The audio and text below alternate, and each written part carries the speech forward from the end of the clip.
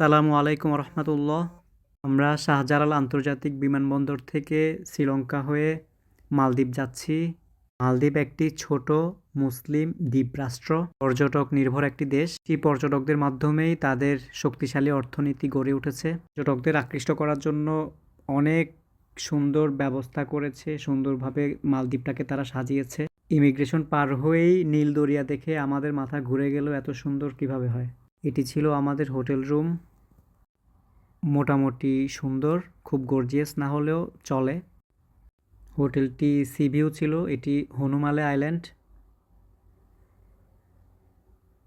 মালদ্বীপের খাবার দাবার নিয়ে আমাদের কোনো সমস্যা ছিল না, আলহামদুলিল্লাহ।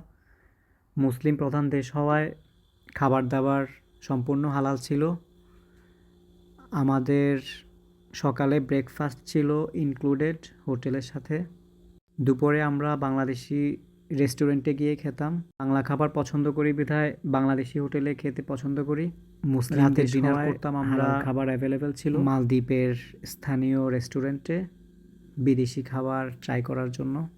মালদ্বীপের একটি স্থানীয় রেস্টুরেন্ট, সুন্দর পরিবেশ, খাবার দাবারের মানও বেশ ভালো ছিল।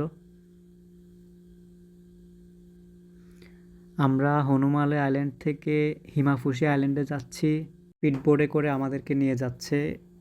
যাওয়ার পথে বিভিন্ন আইল্যান্ডে আমাদেরকে নামিয়ে ছবি তোলার ব্যবস্থা করে দিয়েছে।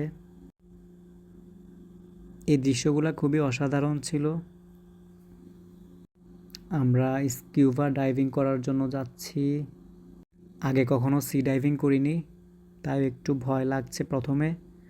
পরবর্তীতে আমার কাছে স্বাভাবিক মনে হয়েছে, খুবই মজা করেছি। এই গ্লাসটা পরে অনেক সুন্দর দেখতে পেয়েছি।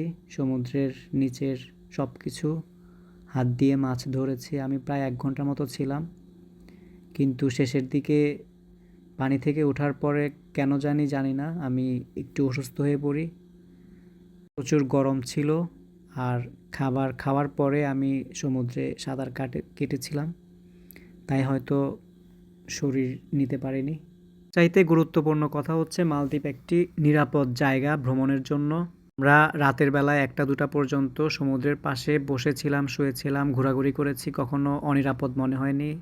বাংলাদেশেও নিরাপত্তার হুমকি না থাকলে প্রচুর পরিমাণে পর্যটক আসতো।